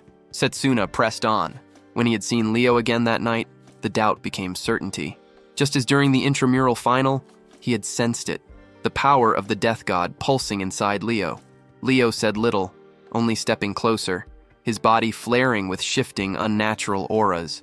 Red streaks burned across Leo's face as he pressed Setsuna on what he knew of the death god. Setsuna read the magic instantly and felt the shift in Leo's presence. The truth hit him. Leo was no ordinary enemy but a servant of the death god. If that was true, then stopping him was the only option. Leo mocked their broken bond, calling for an end to their so-called friendship. He wanted entertainment, even if it meant pain for Setsuna. Setsuna charged with a sword formed of mana, but Leo cut it in half with ease. The clash felt like a memory replaying itself. Leo boasted of the death god's trust, explaining that he had been given the power of disintegration, one ability among many. No spell Setsuna cast would ever reach him. Setsuna attacked again, only to be countered just as easily. But surrender wasn't an option. He noticed Leo only used disintegration when struck at directly, vanishing with speed that left him open for counterstrikes. Setsuna tried to flank him from behind, but again his blade was stopped. Leo sneered, claiming his perception outmatched Setsuna's every move. Injured but resolute, Setsuna conjured a fireball, muttering that the fight would have been easier if he weren't already wounded. The pain burned through him, but he forced his body steady. Leo admitted that Setsuna was still a troublesome opponent, surviving this long with nothing but grit. He said Setsuna might have been even stronger if he had been chosen by the ranged magic department, then laughed strangely, as though the choice had been his to make. Declaring the fight should end, he unleashed a crack of electricity, driving a spike into Setsuna's leg. Agony tore through him. The old wound from the final match had never closed, and it split open again under the strike. Setsuna clenched his teeth and demanded to know why Leo was doing this. Leo answered with cold indifference. No reason at all, only boredom. Like toppling a castle built by someone else. Setsuna's thoughts twisted with anger. Leo had slaughtered and ruined lives for nothing, for whims. He shouted at him, questioning if the one before him was even the Leo he once knew. Leo snapped back, telling him to be silent, and prepared another attack. Setsuna knew his mana blade alone wouldn't be enough. To win, he needed a strike so powerful that even Leo's disintegration couldn't erase it. His mind reached back to the battle against Discord, reminding him of one truth. He couldn't stop here, not yet. Setsuna readied his strike, but Leo smirked, declaring it was already too late. Leo unleashed his attack, and Setsuna felt the death god's power tear through the air at blinding speed. A lightning bolt cut across and intercepted the strike, followed by another that crashed into Leo. He blocked, shaken, but not broken. Setsuna glanced upward to the roofline and spotted the headmaster, his dragon looming beside him. The headmaster judged the scene, questioning if he had arrived too late. Setsuna knew the timing was perfect. Suspicion circled back, the contests, the impurity of mana, all tied to Leo. The headmaster's gut had been right. Leo noted the sharpness of the old man's perception, acknowledging why he ruled the school. The headmaster, though, had hoped not to find betrayal inside his own ranks. His frustration erupted, his voice hard as his dragon roared, unleashing a searing blaze. The strike should have ended the fight, but Leo stood untouched. He mocked the white dragon, strongest of all summoned beasts, claiming only the demon god's gift had spared him from annihilation. The headmaster's eyes narrowed. He recognized it now. Disintegration magic, a power whispered about in old records of the Silverlock line. When the dark force stirred, the world faced ruin. Magic disintegration was one of its weapons. Leo boasted again, saying no magic could pierce him. To prove it, he drew on 3 different elements at once, weaving them together. Setsuna understood instantly. It was a triple attribute combination, and Leo blasted the field with a storm of energy. The headmaster's eyes flashed wide as he snapped an order. Setsuna shifted 2 steps right, and the strike grazed past him, leaving the ground in ruin. The headmaster dodged as well, moving through the chaos in ways Leo couldn't read. Leo's eyes narrowed, unsettled, questioning what kind of magic allowed the headmaster to slip through his attacks. The headmaster claimed only he knew how to strip that cursed magic bare. Leo sneered at the claim, lifting higher, promising to push even greater power and daring the headmaster to dodge again. Setsuna felt it building in the air. This wasn't just Leo's strength anymore. It was the death god's power bleeding through him. Leo threatened to erase them all. The headmaster sensed that this was no ordinary surge of power. At the pace Leo unleashed his spells, the entire area would be torn apart in the crossfire. He called on Setsuna, and the boy aligned with his plan. The headmaster summoned the holy butterfly, its wings unfurling as it carried him skyward alongside the dragon. Leo watched with a smirk, mocking the headmaster's desperate effort to shield everyone. He pointed at the white dragon, daring it to come. Both sides clashed. Leo's magic slammed into the dragon, detonating in a violent explosion. From within the smoke, Leo demanded to know if the headmaster was ready to accept defeat. The headmaster admitted it might be time for an old man to step aside. Setsuna burst from the haze, charging straight at Leo. Leo scoffed, mocking him for hiding behind the dragon to set up this strike. He threw up a barrier, declaring all of Setsuna's effort useless. Setsuna vowed that Leo would regret his arrogance. Melee magic had never been a mistake, and this strike would prove it. Leo warned of the demon god's power, but the blow still came. Setsuna drove all his energy into speed, ripped through the barrier, and smashed into Leo, igniting another massive blast. The headmaster noted that even disintegration magic had a limit. It couldn't counter faster than the strike itself. He saw Setsuna's resolve, and it impressed him. Leo crashed down, body broken. Setsuna realized his melee path had surpassed the rhythm of disintegration itself. He finally understood his choice had been right. He turned to the headmaster, saying the fight seemed over. The headmaster praised him, urging treatment for his wounds, but Leo rose again. Setsuna froze, stunned that his strike hadn't ended it. Though bleeding and battered, Leo stood tall, ready to attack once more. He gathered power, measured his moment, and hurled it straight at Setsuna.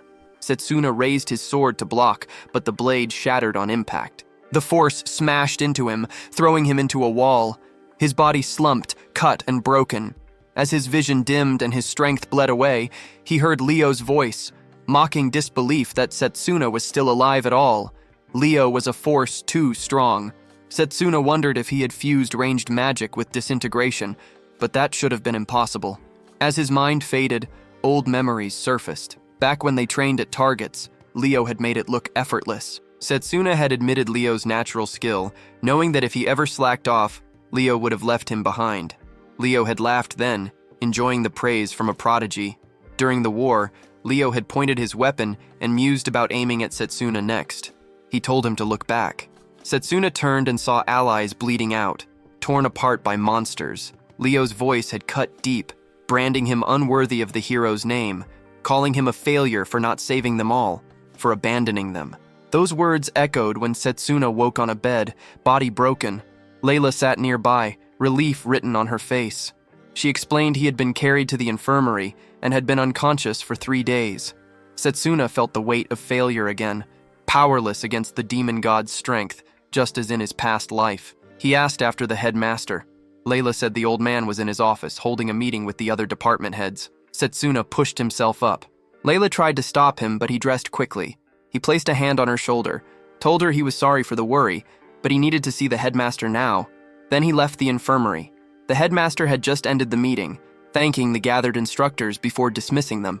As they filed out, one muttered about the work ahead. Silas muttered that all of this had been worsened by a single boy. Setsuna stepped in through the open door. The headmaster smiled at the sight of him alive. Silas scowled, unimpressed. Lionel clapped Setsuna's shoulder, saying he had endured more than enough. They were all worried, but the details of what had happened could wait. When the others were gone, Setsuna faced the headmaster, weighed down by regret, blaming himself for all that had unfolded. He lifted his hand toward the old man, asking what happened after he blacked out. Pain stabbed through his body as he moved, and the headmaster reminded him his wounds were far from healed. The headmaster explained that after Setsuna collapsed, Leo admitted he wanted to finish the fight, but had already burned too much mana. He decided to withdraw, saying it would be more entertaining to face them again later. He opened a passage and vanished, leaving only a farewell for the headmaster, promising they would meet again if chance allowed. The headmaster thought to himself that even though it had been a golden chance to strike, whatever waited beyond that passage was too dangerous to pursue. A full confrontation would have to come another day. Setsuna sat down, lost in thought, bringing up the strange entity and the rift between dimensions, something the headmaster had also witnessed. The old man asked if Setsuna had any idea who it was and pressed further. How much did he actually know? Since Setsuna had even uncovered his secret magic, he wanted an explanation he could trust completely. Setsuna hesitated. Should he tell the truth now? Could he convince the headmaster that he came from the future? The headmaster pressed him, asking if there was a reason he couldn't speak. An idea struck. Setsuna told him to examine the amulet of resurgence. The headmaster, startled, studied it and recognized it as the blessing of the spirit of time, long gone from the world. If the amulet had already been used once, then time travel wasn't impossible. Setsuna admitted it outright. The headmaster had already pieced it together. He had come back from 10 years in the future after losing everything by using the amulet. He told him everything. The death god would destroy the world. The headmaster would die at his hands, cut down along with many others.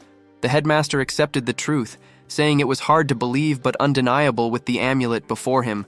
The spirit's power had carried Setsuna through time, but the trauma of that future must have been unbearable to force him to leap back an entire decade. He placed a hand on the boy's shoulder, telling him he had carried a crushing burden alone long enough. From now on, he wouldn't have to fight it by himself. Setsuna felt relief flood through him, a weight lifted, and for the first time in years, a spark of hope. With the headmaster beside him, Setsuna felt there was still a chance to fight back, that the world might not sink into ruin. The headmaster said he would teach him a second form of magic to stand against the death god. This was not part of the standard branches of magic, but something else entirely. Elemental magic. He suggested they move to a better place for training. Their path led to the World Tree. The headmaster remarked it had been many years since he last came there, a place he used for his own training in his youth. That detail caught Setsuna off guard. At the base of the tree, the headmaster explained elemental magic in simple terms. By using mana to merge with elemental spirits, the caster could channel raw force through their body. Unlike the normal paths of magic, elemental magic started from a different point, but it could merge with other types, making it powerful and flexible. Setsuna doubted if such a thing was possible. The headmaster decided to show him. His eyes lit up, changing color, the same as during his fight with Leo. Instead of a duel, he proposed a game of rock, paper, scissors, pointing out that Setsuna's injuries kept him from fighting properly. They played. Setsuna lost every round. Again and again, the headmaster won. At last, he explained the truth. This was the ability of the spirit of time. Elemental magic had granted him foresight, letting him see moments ahead. He went on to say that many spirits existed, each granting unique powers. A contract with the spirit of wind meant flight, with water meant evasive movement, and so on. Setsuna was struck by the possibilities. If mastered, elemental magic could transform melee combat into something far greater. But the headmaster told him he couldn't practice any of it until he secured a contract with a spirit. The first step was to attempt contact. The headmaster cleared his mind, aligning himself with nature, showing how to sense the spirits woven into everything. He told Setsuna to do the same. Setsuna closed his eyes, focused, and tried to dissolve his thoughts until there was nothing left but the feel of the world around him. Setsuna fixed his attention on the spirits, begging for the strength to stand against the death god. Nothing answered. The silence of nature mocked him. He felt nothing at all. Frustration built. He couldn't sense even a single spirit. The headmaster noticed his struggle and said Setsuna's temperament was the obstacle. Setsuna didn't understand at first, but the old man explained that unity with nature required a trance-like state, an emptied mind open enough to feel the spirits drifting everywhere. Setsuna tried again, but focus slipped through his grip. Thoughts of failure dragged at him, thoughts of how badly he wanted power, how little progress he had made. The headmaster placed a hand on his shoulder and told him not to rush, reminding him it had taken 3 years before he himself felt nature's pulse. Setsuna pushed back. 3 years was impossible. The death god's return was 5 years away, and the apostles could appear at any time. There was no room for delay. The headmaster froze at that word, apostles. Setsuna explained that, like the death god, they came from another world, wielding strange powers outside the rules of magic. Leo was one of them. Memory cut sharp through Setsuna. In his old life, he had faced only one apostle, and even then, despite all his strength, victory came barely, and only with ranged magic. The headmaster considered this, recalling records from the Silverlock family that spoke of 12 apostles in total. Setsuna accepted that truth, knowing more like Leo lurked, waiting to tear their world apart. The headmaster told him not to let fear and urgency cloud his judgment. Panic could kill just as easily as any blade. He offered another path, joint training inside the dungeon. There, Setsuna could push his limits, sharpen his strength, and maybe feel the spirits in ways meditation alone could not. Lionel would explain everything. Rest first, he warned, because it would not be easy. Far away, Leo stepped into a dim hall that resembled a ruined castle. Shadows clung to the walls. He apologized for his delay and moved forward. Zagan, the 10th apostle, mocked Leo's nerve, questioning if he was still chained to his old habits. Puka, the 9th, crawled across the ceiling like a spider, amused as he recalled rumors that Leo had picked a fight with the wrong student. He wondered how Leo managed to stir up so much chaos, especially after Bagachi had fled following his defeat. Puka pressed further, asking how Leo planned to clean up the mess he had left behind. Leo, the 12th apostle, offered a half-hearted apology, claiming he had simply gotten carried away while enjoying time with an old friend. Zagan's patience snapped. The grin on Leo's face fueled his anger, and as their eyes locked, he prepared to strike. Before the clash could begin, a voice from the distance cut through, condemning such reckless behavior. Apostles should not waste energy on petty fights that only risked interfering with their god's designs. The one speaking was Sadanaksha, the second apostle. His presence pressed down on them like a weight, forcing both to stillness as he asked if they had more to add. Zagan backed down, though not without pointing at Leo, demanding whether Sadanaksha would punish a boy who failed to finish what he had started. He even offered to kill the boy himself. Puka, entertained by the idea, claimed assassination would be better left to him, promising it would be a spectacle worth watching. Sadanaksha dismissed them both, stating it was unnecessary. The matter was already being handled, and the one he had chosen would see it finished. Days after the intermedial contest, the scene shifted back to the academy. Setsuna sat among the other students in class. Layla checked on him, questioning if he was truly ready to be there. He assured her that listening required little effort, even with his lingering injuries. She pointed out that the final match had ended only days earlier, yet he had managed to hurt himself again. Her words brought back his memory of the headmaster's warning, announcing the existence of the death god and his apostles would be reckless. For now, only a handful of instructors would be entrusted with the truth. Their role would be to guard the academy and track Leo. The headmaster had also decided that Setsuna's elemental training would be postponed. Setsuna caught himself apologizing to Layla for asking her to prepare remedies, but insisted he was fine. What mattered was recovery. His clenched fists promised he would heal quickly and return to training. Layla sat beside him, and Lionel stepped forward to begin the lesson. With all students present, he introduced the next step, the interdepartmental joint training. Unlike the intramural contest, which showcased different combat styles, this training would throw students into teams across departments, forcing them to combine their strengths and refine their own abilities. Setsuna quickly understood. This wasn't just about power, but about building cooperation among the departments. Lionel turned their attention to the projector, revealing the image of a one-star underground dungeon. He explained it was a replica of what they might face in reality. Because of the risk, participation would be voluntary. The training would begin in a week, and until then, they were advised to conserve their energy. Setsuna thought about the joint training the headmaster had mentioned. If he wanted to stand in that arena again, he had to recover and be at full strength. That evening, after class ended, he walked alongside Layla. She reminded him that food was fuel and that he needed to eat more to regain strength for the training ahead. He wondered what they should have. Students around them whispered. They recognized him as the intramural contest winner, the melee mage who had shocked them all. A girl, face red, admitted to a friend that she had liked him since the final match. Layla noted that everyone seemed interested in him now, even though not long ago those same voices had called him a failure. As they moved through the crowd, 3 boys blocked their path, one with yellow hair, the others red. The blonde one pointed at Setsuna, congratulating him for the victory. Setsuna asked who he was, and the red-haired boy introduced him as Carl, the leader of a noble salon. They had heard that Setsuna would head straight into the mage army after graduation, so Carl extended an invitation to join his salon. Setsuna wondered what that even meant. Carl explained it was a social circle for nobles, not melee mages, but he would make an exception. Having the contest winner in the group would raise its standing. Girls nearby grew excited at the idea of him joining. Carl smirked, warning that someone like him should choose his company carefully. He gestured at Layla, saying that being seen with a commoner would damage his reputation. Setsuna turned him down without hesitation. Shock spread across the boys' faces. He turned away, questioning why background mattered so much. He told Layla they should leave. Carl's pride cracked. His anger boiled over, and one of his lackeys whispered that insulting the contest winner wasn't wise.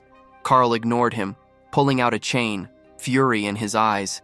He demanded to know how Setsuna dared to shame nobles. A blade hidden in the chain flashed as they prepared to strike.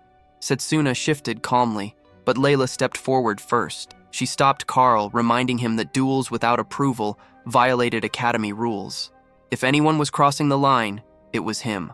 Carl froze, his teeth grinding. He glared at her, enraged that a commoner would block his hand. The two red-haired boys hesitated, unsure whether to back him. Carl finally pulled back, swearing that his father would hear about this. The three stormed off, leaving the hall tense. Layla smiled at Setsuna, and he noted quietly that she was growing stronger too. Before he could dwell on it, another voice called his name. He turned, half annoyed at who it might be this time. Carol stood there, waving lightly. Relief touched him at the sight. She looked better. She told him it was thanks to him, and that she wanted to thank him properly. Her face flushed as she asked him to come to her room. Layla tried to make sense of what was happening. The scene shifted to Carol's room. She welcomed Setsuna, Drago, and Layla, explaining she was preparing a meal to thank them for saving her life, though it would take some time to finish. Setsuna, still uneasy, insisted it wasn't necessary. Carol dismissed his concern and told him to wait. Layla offered to help, noting that cooking alone would be too much work. Carol accepted. Even so, Layla couldn't stop thinking Carol had meant to invite only Setsuna, and her mind drifted toward less innocent possibilities. Drago, clearly puzzled, asked why he was there at all. Carol simply said the more the better. In the kitchen, Layla remarked she had never seen anything like the ingredients Carol used. She didn't even know food could aid recovery. Carol explained they were recovery foods. Meanwhile, Setsuna glanced around the room, remembering the headmaster's words. Carol had no memory of Leo. It could have been shock-induced amnesia, or maybe Leo had tampered with her mind. Though grateful she had survived, Setsuna couldn't shake the thought that someone might target her again. Drago noticed Setsuna's heavy expression, pointing out that he often took things too seriously and should loosen up. Setsuna considered his words, but a sudden loud crash erupted from the kitchen, sharp as an explosion. His nerves spiked, wondering if Carol and Layla were training instead of cooking. Drago looked equally startled. Carol then called Drago for help. When he stepped inside, she handed him a tight apron. He hesitated, realizing it was clearly designed for maids. Carol, unfazed, explained it was the only one available. Together, they kept cooking until the meal was ready. As Setsuna prepared to eat, Layla mentioned they had gone overboard and made far too much. Setsuna smiled faintly, deciding that since they had worked so hard, he would finish everything. He ate quickly, reasoning that boosting his body with proper food would let him handle as much as he wanted without falling ill. Layla approached, worried he was forcing himself, but he brushed it off. Curious, he asked who had made the egg soup, impressed by its umami taste. Drago grinned, claiming credit and urging him to eat more since plenty remained. Setsuna asked for another bowl, confirming his approval. Carol froze, stunned that her cooking had lost out to Drago's. They continued eating together, and Setsuna thought about how moments like this mattered. It reminded him of days before he had traveled back in time, when he and his friends spent their lives together in peace. Vidrak had stolen that life once, but Setsuna swore he would never let it be taken again. He refused to ever lose to Vidrak or anyone else again. 2 weeks later, the day of the dungeon joint training arrived. A crowd of students stood before the dungeon gate, buzzing with chatter. Setsuna and Drago were among them. Drago noted that Setsuna looked healthier than before. Setsuna admitted he felt strong, much better, thanks to the recovery food Drago had prepared, and he was grateful for it.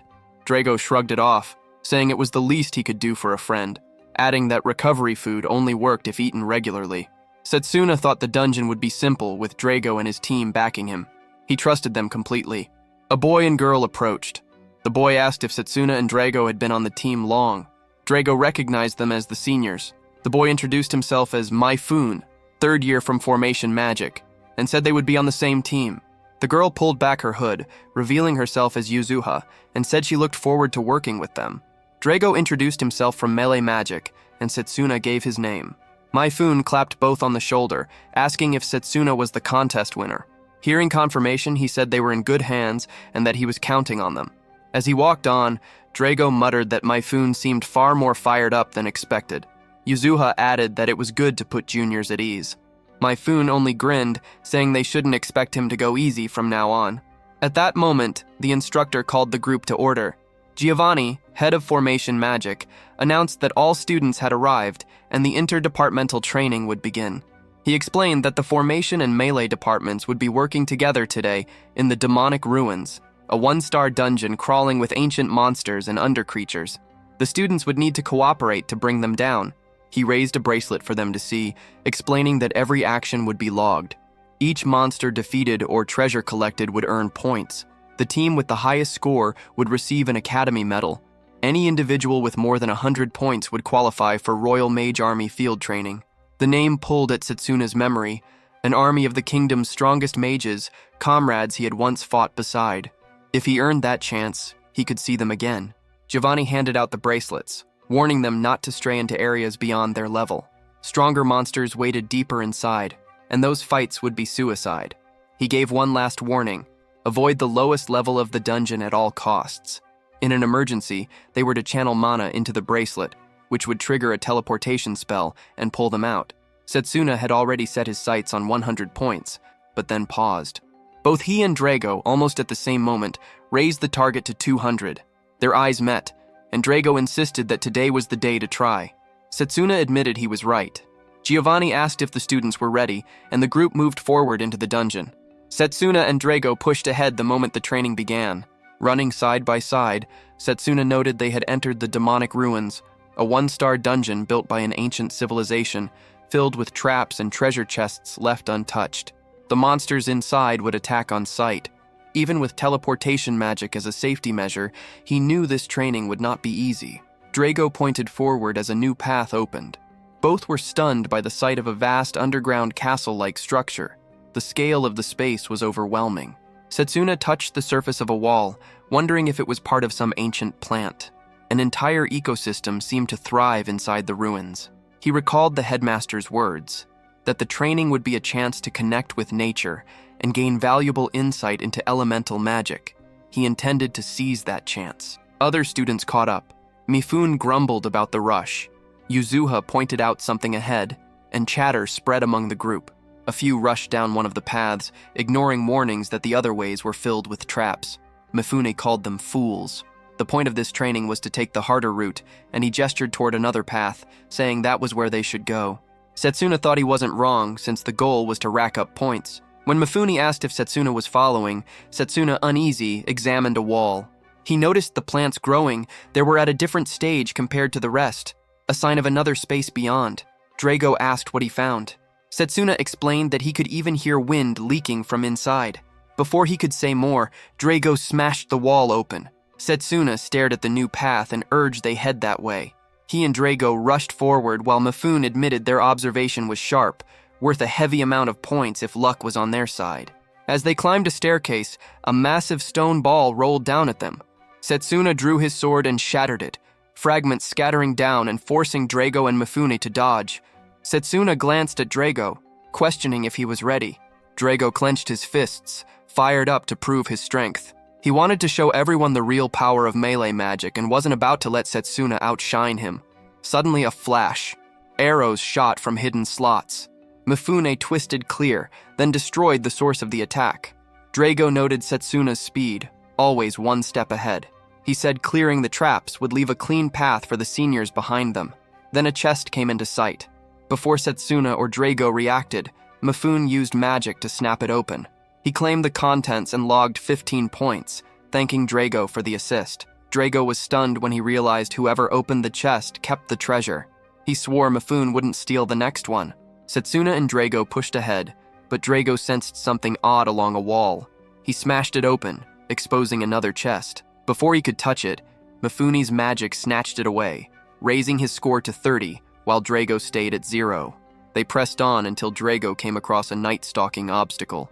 He tore at it, cutting off limbs piece by piece, but Mifune stepped in at the last second, finishing it off and claiming 10 points that should have been Setsuna's. Time passed before Drago finally earned 10 points of his own, while Yuzuha sat at 30. Mifune had stolen more in the meantime, pushing his total to 55 and leaving Drago seething. During a short pause, Mifune mocked him, saying skill meant nothing without awareness. He demanded to know how Drago expected to rack up points with such a mindset. Setsuna, holding 25 points, weighed the situation. The rules didn't require splitting loot fairly, but stealing from juniors was low, and seniors should show more discipline. Yuzuha called Mifune out, but he scoffed. To him, they were just weaklings whining about rules. If they hated it so much, why not beat him and take it back? His smirk carried the message that they didn't have what it took. Setsuna kept his focus. He knew better than to underestimate Mifune. Formation magic, with its shifting circles and ability to move objects at will, was versatile and deceptive, but it carried drawbacks too. His eyes shifted to Yuzuha. She had been fixated on slaying monsters since the start, barely caring about the points. Was she chasing something else? Scores climbed. Yuzuha now had 50, Mifune 80. Mifune bragged that a few more victories would seal the deal. Setsuna was at 35, Drago still stuck at 10. They stepped into a dim chamber. Setsuna felt the air grow heavy. In the middle sat an object on a throne. Mifune wasted no time and snatched it with his magic. A dark aura burst from the treasure, leaving him frozen in confusion. Setsuna recognized the danger instantly. He yanked Mifune clear as a violent beam exploded from the chest. A hand clawed its way out, followed by a twisted form rising into the light. Even though this was supposed to be a one-star dungeon, the creature's aura carried a weight that crushed the room. Setsuna understood immediately. It was the no-life king, monarch of death. The air itself seemed to whisper with cursed fire, promising eternal nightmares for its prey. The monster stirred, growling in fury at being disturbed, promising death to intruders. Drago reeled at the sound. It could talk. Setsuna barked for him to stand back. He would deal with it. Drago, still obsessed with points, wondered how much the kill would be worth. The creature lashed out at Mifune, but Setsuna intercepted, cutting through the attack. Drago lunged with a punch, but the beast threw up a barrier that stopped him cold. Drago froze in disbelief, stunned that brute force hadn't even scratched it. The creature cast a magic circle from far off. Setsuna staggered back, realizing the mana guard had likely saved him from real damage. The monster, enraged, lunged forward, swearing it would wipe them out. It unleashed multiple circles at once, and Setsuna recognized the truth. Any beast with that level of intelligence and magic was at least 4-star class. The attacks crashed down. A circle appeared in front of Mifune, but Drago cut through it in time, pulling him clear. Mifune regained his balance with Drago's help, though Setsuna quickly spotted 2 more circles forming around Yuzuha. She just stood there, frozen. He dove, grabbed her, and yanked her out before the attack landed. She nodded weakly when asked if she was fine, though her behavior still felt off. Drago tore apart more circles, forcing a path open. Setsuna touched his bracelet and gave the signal. Drago caught on instantly, but Mifune stayed clueless, muttering that he didn't care what tricks they used. He only wanted points. Drago glared at him, warning him not to try stealing credit again. Mifune promised he wouldn't betray the one who saved him, claiming he'd help, but only to grab the reward later. Drago made it clear he wouldn't let that happen. Setsuna's thoughts drifted back to his battle with Leo in the final blue field. His charged bullet back then had lacked power, and that failure cost him victory. The lesson was clear. The basics had to be mastered before reaching higher levels. He remembered training with Lionel after the court session, when he and Drago asked how to push further. Lionel had sighed, then revealed a method he'd held back: magically weighted bands. Training with them would build raw strength, and once removed, their physical abilities would spike. He warned Setsuna not to push too far, still not fully healed, and reminded them the method was pure brute force. They'd agreed, and since that day, the bands never left their arms. Now, in the middle of the fight, it was time. Both tore the weights off and tossed them aside. Mifune froze, stunned they had been carrying that burden the whole time. The monster raised another circle to attack, but now unshackled, Setsuna and Drago burst forward, speed and strength doubling in an instant. They slipped past the incoming strikes, answering with hard, precise blows. Drago leapt high, driving a kick straight at the beast. The no-life king blocked, but Drago only grinned. Such a defense would have worked before, but not anymore. Setsuna joined him, and the two struck together, landing a crushing hit that detonated with force. The ground trembled. Dust filled the chamber. When it cleared, the no-life king lay broken, its presence erased. Both their bracelets glowed, each score spiking by 50. Drago assumed the split came because they had ended it side by side. Mifune, still reeling, could hardly process what he had seen. Was this the real depth of their strength? Never had he witnessed melee magic students reach such a level. Before he could gather his thoughts, Setsuna turned to call out to Yuzuha, but she had vanished. The ground suddenly shook with violent force. A quake ripped through the dungeon, cracks splitting underfoot. Mifune slipped, about to fall, but Setsuna grabbed him and hauled him back. Their attention snapped forward. An entire swarm of monsters poured from the distance, roaring with bloodlust, charging straight at the students. Panic spread as the students scrambled. Setsuna's pulse thundered. Something was wrong in this dungeon. He, Drago, and Myfune cut down the charging beasts, focusing their strikes on heads to bring them down faster. But Myfune realized no points were appearing from the kills.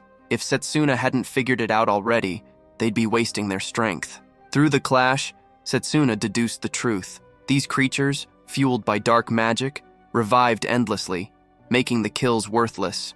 Drago cursed them as hollow targets with nothing to gain. Myfune muttered about how bizarre it was to see monsters like these inside a one-star dungeon.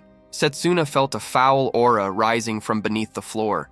He told the others the source was below, and though Myfune doubted, Setsuna was certain. The presence reminded him of Yuzuha. Drago moved to descend first, leaving Myfune hesitating, but Setsuna pressed the point.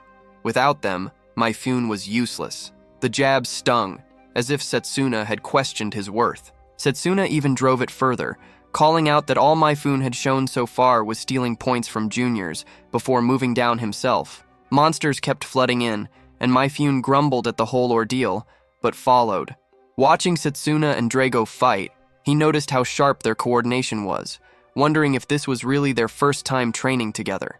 Drago snapped at his chatter, only for Myfune to scoff that it beat listening to undead groans. Setsuna pressed toward the source of the foul mana. They found it, an eyeball creature unlike anything Setsuna had seen, pulsing with the circle that spread the dungeon's corruption. He marked it as the core of the outbreak. Myfune, puffing himself up, claimed they should follow his lead since he knew dungeon strategy better. Drago stretched and accidentally clipped him, tossing out a quick apology. Setsuna struck the eyeball beast hard, finishing it and claiming 10 points. The ground rumbled again. Drago stiffened, realizing the undead were already on their way. Setsuna reasoned that the undead must have realized their source was under attack and were swarming to defend it, which meant cutting them down would bring in more points. Drago, restless and hungry for release, welcomed the chance to tear through them. Mifune, by contrast, wondered how Setsuna and Drago showed no fear while he himself could barely hold steady. All he wanted was to reach 100 points and get out of the dungeon fast. Setsuna asked about Yuzova. Mifune admitted he had no idea, guessing she had bolted in fear. But Setsuna wasn't convinced. She hadn't flinched even against the no-life king. Something about her had been off. Dark magic clung to creatures that had no place in a one-star dungeon, leaving him unsettled. He wondered if one of the apostles had a hand in this. If so, Drago and Mifune being here could be deadly. He hoped Layla and the others were safe. The undead surged closer, and Drago called for the hunt. He smashed through the horde with Setsuna and Mifune beside him, bodies piling as points climbed. By the end, Setsuna carried 225, Drago 210, and Mifune 125.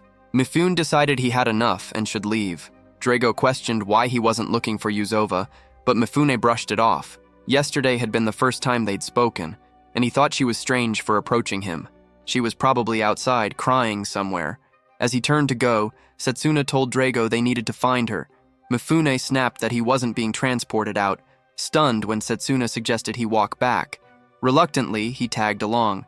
Drago pointed out that the transport spell seemed broken and their bracelets might be compromised. Setsuna once again felt the dark power pulsing from below. He told Drago he'd press forward alone to search for Yuzova, saying he could handle it. Drago, surprised, teased him about being attached to her, then swore he'd help in the search. Setsuna agreed but warned him to retreat if things turned dangerous. Mifune wavered, thinking it smarter to return and report to Giovanni. There was no proof Yuzova was even down there. But Setsuna insisted he could still feel her mana, faint but present. He urged Mifune to deliver word to Giovanni and be cautious. Mifune seethed, convinced Yuzova had abandoned them. Everything seemed to be unraveling, and he doubted both staying and leaving. Drago gripped his shoulder, telling him to stick with them, to find Yuzova and hide. Mifune gave in, saying he would as long as they left once she was found. They descended deeper, and Mifune questioned how only Setsuna could sense her mana.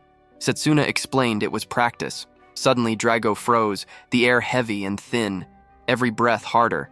They stopped, listening, until a faint sound echoed. Setsuna pointed ahead. Drago advanced, certain someone was there. Mifune wondered if it was her. Relief came when they found Yuzova inside a black circle, half her body swallowed, crying out for help. Mifune shut his eyes, shaken at what he saw. Setsuna blocked Drago, warning him to stay back. Yuzova wasn't just trapped. She was ensnared in an ancient spell. He noted the dungeon showed no signs of the trap being triggered, which made him suspect Yuzova had been caught by an item laced with dark magic. It reminded him of something his friend once picked up from the black market before he went back in time. Setsuna was sure Yuzova hadn't used it willingly, meaning someone had set her up.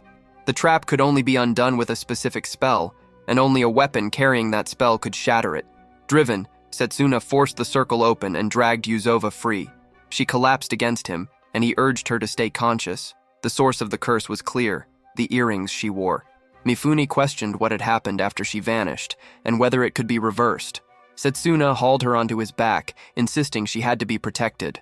Relief hit him that they found her before it escalated further, and he resolved to explain it all to Giovanni later.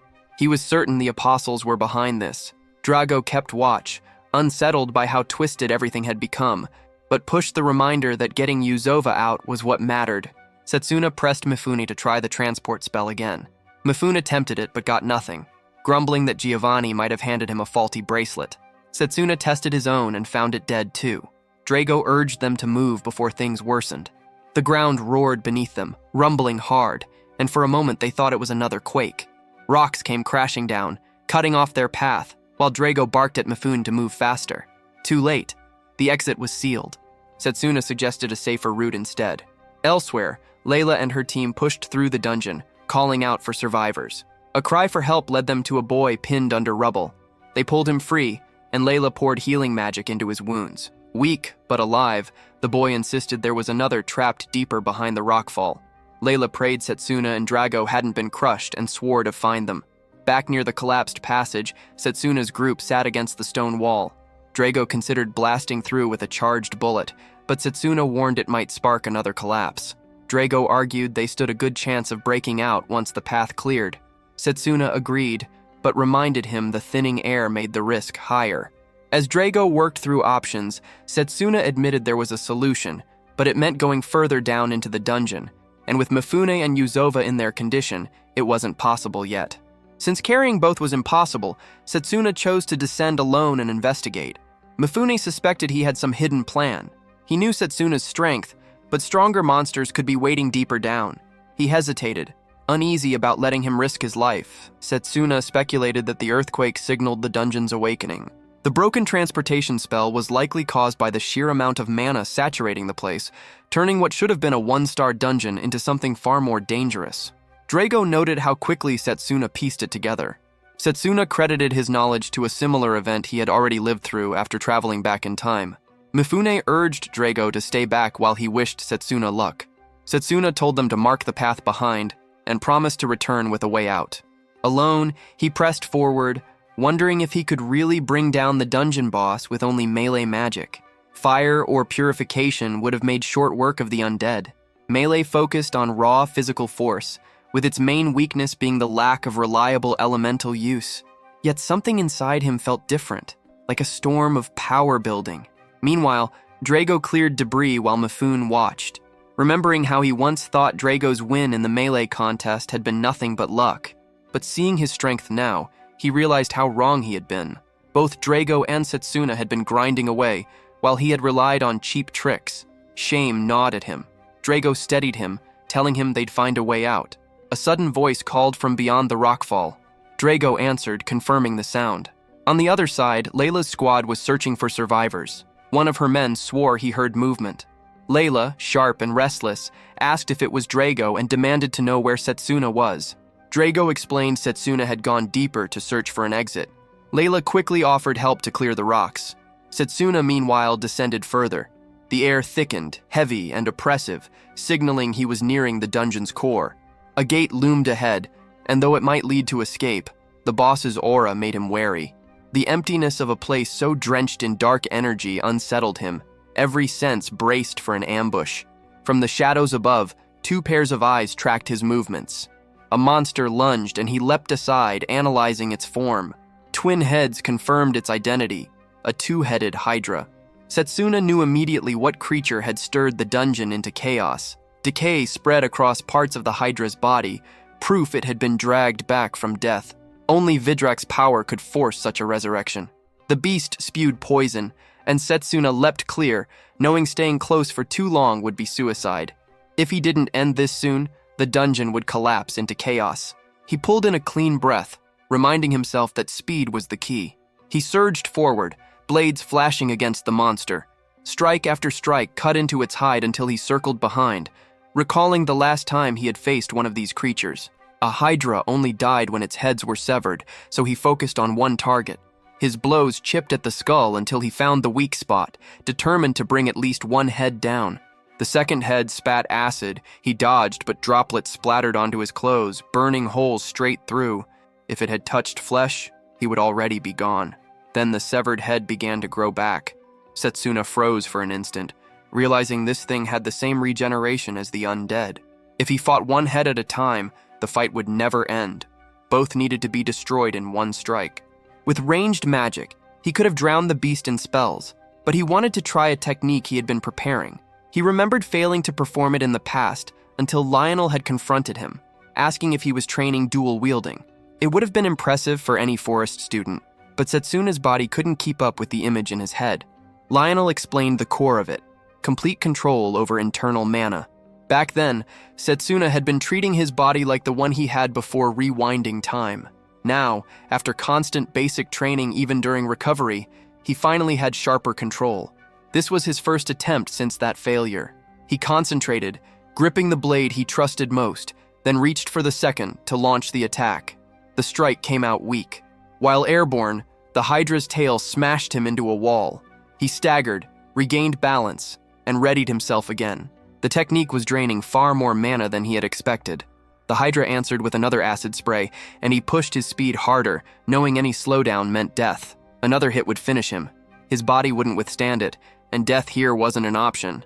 He stepped back, knowing this was his last shot. A deep breath steadied him. Every drop of energy gathered. Focus locked. He forced the Hydra into the wall, then leapt, both blades cutting loose in a storm of strikes. The flurry ended with one head crashing down. As he expected, losing both heads broke its limit. The body collapsed. Regeneration finished. He glanced at his torn hand, admitting the dual blade technique was still clumsy. More training was needed before it became natural. Giovanni appeared, applauding, remarking on how impressive it was to kill his creation with melee magic alone. He even guessed Setsuna had been the one who crushed Liu that night. Setsuna turned toward him. Giovanni noticed the lack of surprise, like Setsuna had been waiting for him. Setsuna made it clear this wasn't the first time he had faced something like this, always ready for any outcome. Giovanni accepted that, saying narrow minds die fast on the battlefield, while Setsuna carried both skill and sharpness. Setsuna demanded answers. Was Giovanni an apostle? And why was he doing this? Giovanni admitted that after watching the contest, one thought consumed him. What a fine specimen. He wanted Setsuna's corpse as an undead puppet, the same way he had taken Yuzova. Setsuna realized then that Giovanni was the one behind her transformation. Giovanni went on, saying she had volunteered to act as his guide. He expected much from her, but she irritated him with needless approaches and foolishly took his earrings without doubt. To him, she should see it as an honor to become undead. Setsuna's fists clenched, fury boiling over. Enough. Giovanni would pay for all of it. Elsewhere, students collapsed after pushing rocks, worn out and cursing their fate. Drago finally spotted Layla, joy flooding his face. Relief crossed hers too. Drago thanked the group for their effort and said it was time to find the way out. Layla admitted she had no idea where they were, but pointed out that the quakes had stopped and the red glow was fading. Drago guessed Setsuna had beaten the dungeon boss. Mifune noticed his bracelet reacting to mana. Layla confirmed it and suggested they climb higher to find a spot where teleportation worked. Drago asked her to take charge since Setsuna hadn't come back yet. He needed to check on him. Layla agreed, promising to wait outside with the rest. Drago thanked her and headed down.